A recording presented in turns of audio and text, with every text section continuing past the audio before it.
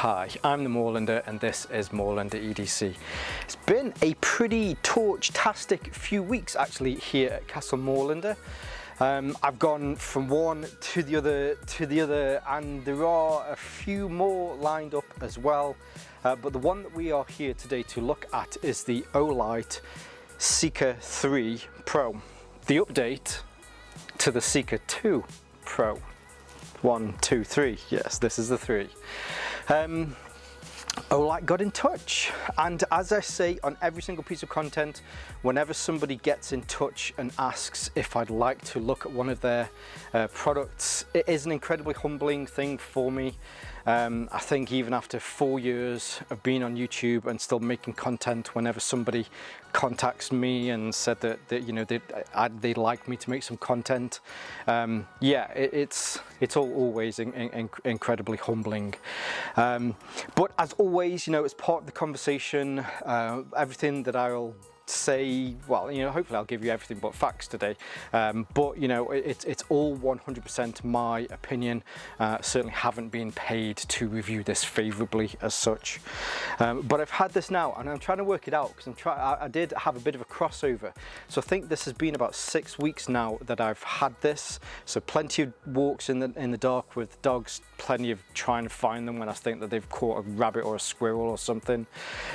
So I think at this point I'm probably waffling, so what I'll do is I'll turn the camera around so that we can take a closer look at the Seeker 3 Pro. But whilst I'm doing that, if at any point you do enjoy this content and you hit the like, subscribe or share button, I'd certainly like to take some time now just to say thank you for doing that. It certainly means a lot to my channel. It also helps me to understand the kind of content that people like to see as well. So yes, thank you very much. Stay tuned to the end. I do have a discount code for this as well, which I'll give at the end, or I might give in the middle just to make sure that you're paying attention. But yes, let's take a closer look at the Seeker 3 Pro. Now I think when it comes to unboxings, Olight really have got it dialed in. Really nice packaging, magnetic closure on the inside. It comes with this bit, so it tells you, you know, you need to make sure that you take the what's off the end and charge it before using it. You get this nice sheath with it, and you also get your charging and instruction, your charging cable and instructions are all included in there. You also get the light in there, which you kind of expect that you get the light in there. Now, getting back to the holster, this is a really nice quality holster. Sometimes with a lot of companies you get ones that are just kind of throwawayable. You don't tend to use them all of that much. It's got a nice little branded Olight clasp on there, but rather than just having the normal material, which usually is like a 1000D corduroy style material on the outside, it still has that, but then on the inside this is lined with quite a nice felt, so that when you're putting your light in and out, it's not going to get scratched as much whilst you're doing that. On the back you can either you have this as a pass-through, or you've got a press stud clasp there and a D-ring at the top as well, depending on how you want to mount this. There's also a hole in the top, so if you did accidentally put this in and it was still turned on, you'd be able to see the light emitting from the top. There's a grommet in the bottom just to let out any water, just in case you get any water in there. Now the charging cable that does come with this is one of Olight's proprietary charging cables. It's USB. I did bring out a little charger with me, so let's get this plugged in.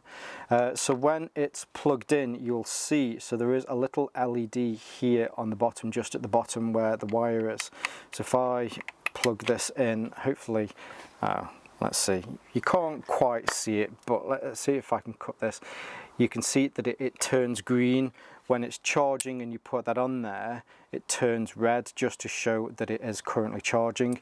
This is a magnetic charging port, super slick. I mean, I've got to take my hat off to Olight to create something that is this kind of cool. It also means that a lot of their other magnetic charging solutions work straight off the bat with this. You know, I'm not too sure about proprietary charging things, mainly because if you lose one of these, you've got to get another one. But again, I take my hat off to Olight because I believe, I mean, correct me if I'm wrong, but all of these magnetic ones, they're all the same. So if you've got one, they all work with them all. And they're also not particularly expensive. If you did want to pick up a second one of these so that you've got maybe one in your car, you got one to charge when they're at home, they're not particularly expensive, so that you can get a couple of those, and that charges the battery directly in there. I'm just going to put that to one side for a second. Now, as we usually do, we'll go through some measurements, some materials, and then we'll have a look at the actual features of the Seeker 3 Pro. I'll try and get through this reasonably quickly, mainly because I know you guys really like to see this thing working out in the dark. Now, as far as the measurements, the maximum measurements on this are 133 millimeters. At its widest, the shaft here at the top is 35 millimeters. It tapers down. This one's not as wide, but the thinnest here is really at the shaft where the grip is here, and it comes in at roughly 27, 26. I've tried to measure it. It's roughly that. It's constructed from aluminium in the main part. The vast majority of the body is made from aluminium, even with the aluminium striker bezel on there, and it comes in at roughly 200 grams. Now, I think as far as lights is concerned, that's probably about average. Oh, sorry about that, I just had a shaky hand. That's probably about average for lights. The head on here, hopefully you'll be able to see, so it does have some ribbing on here, which is to help with some of the heat management in here. But the heat management is also controlled by a lot of sensors that are within the light to make sure that if it gets too hot, it will start to kick down. But there are also kick downs as far as certain time periods are concerned. This does kick out a maximum of 4,200 lumens, but I don't think any light would be able to continually do that. So at certain phases or certain stages through the high and the turbo mode, it will reduce that down. The glass on the end, beautiful plain and clear glass, and in there you can see the 4 LED units that it uses to be able to get out its maximum 4,200 lumens. At the top here, so you can see, so these are in the 4 in a square, and then there is a small hole there at the top. Now that small hole is a proximity sensor. So if I turn this on and I put it on its highest, so it's on its highest now and I'm facing that down, but if I move my hand in front of this, you'll see that sensor kicks in and it makes sure that it stops it from going on its highest, mainly because it doesn't want anything to be too close to this, which will, certainly start something to combust if it was too close. I think that's a really, really nice option that they've added to this. Now, going through the rest of the flashlight here, you'll be able to see that this is the on and off button. It does turn round. This has a couple of different features. It allows you to turn on, or at least it allows you to turn off the safety mechanism, but then it also allows you to dial in the intensity or the level of the lumens that you can get from this. If you don't like that, then you can just keep your finger on it, and it has stepped versions, or at least it has a moonlight, it has a low, medium, high, and then a turbo, which you can use through the steps. You can then go down to where it's the thinnest, mainly where you're going to be holding this. Hopefully you'll be able to see that it has this rubber sides to it. It's not all the way round. I guess that's down to manufacturing, so that they can just add these onto it. You've got you got the Olight name on there. Now, when I did get this, I was a little I don't really know about these rubber bits, but there's one thing for sure. It's actually been really hot in the Moorlands recently, and walking with this at night whilst having sweaty hands, I mean, I never find really that lights slip around in my hand, but it has been a conscious thing that I've noticed that this really doesn't slip around as much. Then down on the end here on the tail cap, there is no button on here because this is where it all magnetically charges.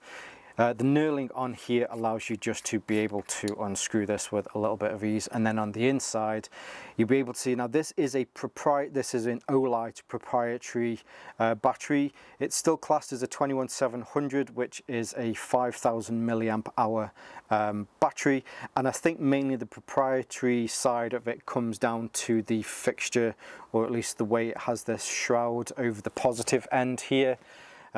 It almost looks like one of those ones where you've got the positive and the negative on one end, which is why this shroud is there.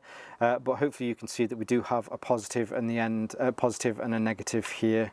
When it goes in, it fits in just about right. There's a little bit of wiggle in there, but again, you know, I think that's mainly down to make sure that if this does get cold, that it's not going to constrict the battery. And there on the inside, you can see how this fixes and charges. Again, it's something that I always do. I don't even know if it makes a difference that I do this, but when I'm putting this on, I mean, I've turned that about half a dial. There is still quite a bit of play in the threads on this. I get all the way down to roughly where the washer is. There is a washer in here to make sure that you can't get any water in there. This is rated for IPX8, and even up to the point where I'm just about to hit the I mean the rubber O-ring in there, there is still quite a bit of play, but as soon as you hit that O-ring, all of that play disappears, and then you almost get a little bit of pressure applied back to that, so you have to make sure that you tighten that when it's on there. And then at the end, as previously mentioned, this is where I'm just going to reach for it over. Oh, that's not long enough, but this is where you can charge this whilst out and about, or when you're at home. Now I have mentioned this dial on and off a few times. So this has been off or turned off for 30 seconds or more. So after 30 seconds of inactivity, the safety kind of feature will turn on. So if I click this, if I double click this, triple click this, it simply won't turn on. I could move it a little bit, click it, it still won't turn on. In order for this to turn on, you have to turn it a full 90 degrees or more, and then press the button in order for it to turn on, which I think is a nice safety feature. I'm not a massive fan of single click for on, mainly because, call it flashlight, negligent discharge, accidental turn on, whatever it is, there's a higher chance of having this turned on in your pocket. One, you might lose a lot of the battery, or two, you might end up setting fire to yourself when it's in your pocket. I think this simple little 90-degree turn to unlock and then to turn it on, I think that negates my double click to turn on, and I really do quite like this. Now when it turns on, if I can get this, hopefully here on the left hand side you can see that there are 4 LEDs. So on this side, the LEDs have just turned off now, by the way. They stay on for 3 or 4 seconds and then they turn off. So the LEDs on this side show you how much battery that you have in this. So it's almost like 100, 75, 50, 25, and if it's below that, then yeah, you really need to, or if you need to get this charged. So the way that this dial works is you can turn this round to have smaller increments in between all of the different steps. If you want to, you can turn it on with a single press and it will turn that on, and you can turn these round and it will go through each of those, or you can do a long press and you'll see that it will cycle through low, medium or high. Now if you want, there is also a moonlight mode on this, and to get to the moonlight mode you just hold it down and then that will turn your moonlight mode. Now moonlight mode on this is 5 lumens. All of the other modes you can, as I say, so you can get through by turning these round, but you've got low, which is 50 lumens, you've got medium, which is 300 lumens, and then you have high, which is 1200 lumens. Now when you're in one of the other modes, so let's, for example, so this is turned off at the moment, and you know I want it to be in a kind of a medium mode. Then if you want to have this so that you can get direct then access to the turbo mode, you do a double click, and then that gives you your 4200 lumens. Now, as I mentioned, there are step down on the, so your 4200 lumens will stay at 100% of 4200 lumens for 2.5 minutes before it then drops down to 29% of that, and it will stay at that for 127 minutes, and then it will drop down to 14% of your 4200 lumens for an additional 35 minutes. This is from a full charge. When you're then on your high, which is 1200 lumens, it will stay at 100% of 1200 lumens for 135 minutes. After that, it will then drop down to 50% of 1200 lumens for a further 35 minutes, and then after that it will drop down to 25% for a further 10 minutes. If you're on 3000, if you're on 300, which is medium, you'll get 10.5 hours battery out of that. If you're on low, which is 50 lumens, you'll get 55.5 hours out of that. And if you're on the moonlight mode, which is your 5 lumens, then you'll get roughly 15 days worth of battery out of that. Okay, so as mentioned, you can do a long press when it's off, and this will bring you on to moonlight mode. Now, moonlight mode is just 5 lumens, so when you're out walking like this, you know, I can see the ground in front of me, and I can get a good spread, maybe 2 or 3 meters ahead of me. The light, I think, on this camera really doesn't do the trick. There's a fence post there which you can just about see, but I think the trees in the background, actually you can pick up that tree. But with the 4 LEDs in this, it does a better job of being able to produce those lumens, even though, you know, essentially it's still 5 lumens, which you get with a lot of other flashlights. Now, as I mentioned, you can use that jog dial. The jog dial allows you to go up in smaller increments, but if you wanted to bump it up in set increments by holding down on the wheel now, this then bumps it up into low, which is 50 lumens. 50 lumens is really good from this. In fact, if anything, this is a very, very good 50 lumen flashlight. You can get a lot of time out of this. You can see the trees here, very nice and bright. You can see that tree there, which was the one that we looked at before. That tree is about 10 meters away from me. There's another tree there, which again is a little bit easier to see. Apologies, I'm trying to see if I can keep this in focus, but I think because of the amount of light, it does struggle to keep those trees in the background in focus. But so I'm stood on the side of the road here. This is just a normal A road. That's about 5 meters away. And the 50 lumens from this does a very, very good job again of just being able to flood whatever you're walking. So whilst I've been walking the dogs, this has been perfect for walking the dogs. You can see up into the canopy here and the trees. Again, looks really nice. And I'll try and do some more. I'll get some more video of this on here as well. Now from that, again, you can use the jog dial and you get those different increments, but if you wanted to go up set increments, then you can hit it again, and then this will go up to 300 lumens. 300 lumens, just walking down here, as you know, as you can see into the trees, reaching further back there. So there's that first tree that we looked at, and we can now see the trees behind there, and it's certainly been able to keep this tree in focus a lot easier because of the amount of light that we're starting to get from this now. You look up into the canopy here of the trees is a lot brighter, and we can start to see down the road. I've looked at these trees before, so these first set of trees, that was about 10 meters, maybe 15 meters or so, and then as we get into those trees, which I'm just trying to point at to here, you're looking at about 20 to 25 meters away from there, and then you've got the road disappearing. When I look into the thick kind of the forest here, again, you get to see quite a bit more with these 300 lumens.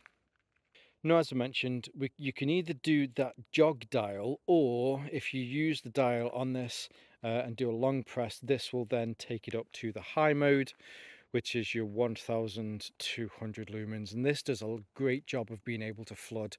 Now, some of the flashlights that we've looked at recently, we've had that real kind of warm spot. So if I bring this down here, you can see that there is a warm spot in the middle, but the candela on this doesn't really kind of focus it into a very defined hot spot. But it still has it. Again, you know, if I sweep this across here, you can just see the right hand side and the left hand side there. But again, I think this is a very competent 1200 lumen flashlight. And again, so looking down here, we can easily see these trees 10, 15, 25. Hopefully you'll be able to see on the camera, but down there, there's a bush which kind of, so there's the trees that I mentioned. These are about 25 meters away. And then just here, there's another bush. It is quite difficult to see here, but that's probably going another 30 meters back. There's actually another one behind there, so that's where I usually park when I come out filming, and I can start to see that tree there, which is probably about 80 meters away. So the 1200 lumens that you're getting from this really does a great job. And I think with the size of the battery and the amount of light that you get out of this, I think these 1200 lumens, it's definitely a good 1200 lumen flashlight. But it doesn't stop there. This can go up to 4200 lumens, and you can do that with, whilst it's on, with a double press, and you get that. And this, I mean, this is just crazy, absolutely crazy. I've looked at some very strong flashlights recently, and this is possibly one of the strongest. So looking down here now, I can see the ones that I said. So there's the one that's about, let's see if I can point to this. There's the one that's about 30 meters away. You can now see those extra ones down there. And I can see down this road roughly to where the bend is, which is probably a good 100 meters. The tree canopy is lit up so bright, and there you can see further deep into the woods. Now this light is starting to get warm now, so probably will find after a while that this will kick down.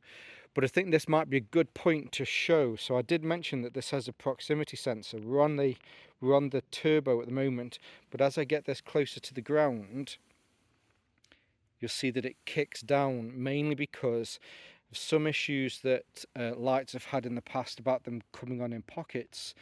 Well, this is an additional security feature to make sure that if this does come on, say here, close to these, and again I get a little bit closer, and you'll see that it kicks down to make sure that whatever this is close to doesn't get too hot. Last little thing to show, which I didn't mention before, but this also has a strobe feature. So you do a triple click, and there you go. Here you have that strobe feature. Doesn't appear to be a variable refresh rate, but I don't think this is an overly tactical style flashlight.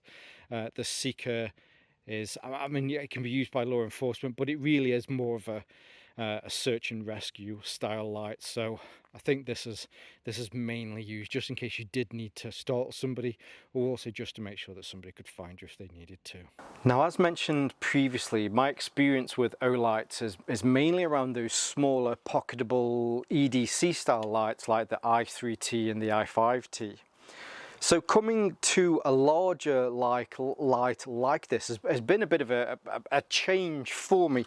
Now, not a massive change in the grand scheme of things, because I know recently I have done some larger lights like this, but I mean more from the Olight side of things, if you get me. I'm used to large lights.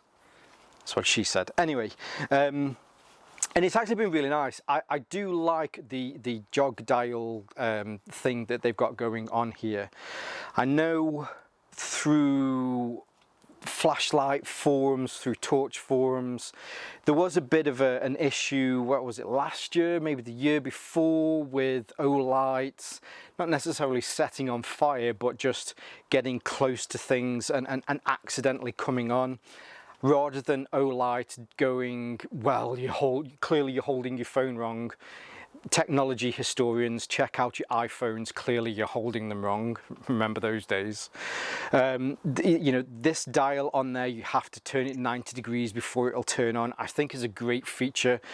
I've not used, I mean, I say this, you can look through all of my other content. I much prefer double click to turn on, but I think with this safety feature that you have to turn it 90 degrees before you can single click, I've not had this turn on accidentally by accident.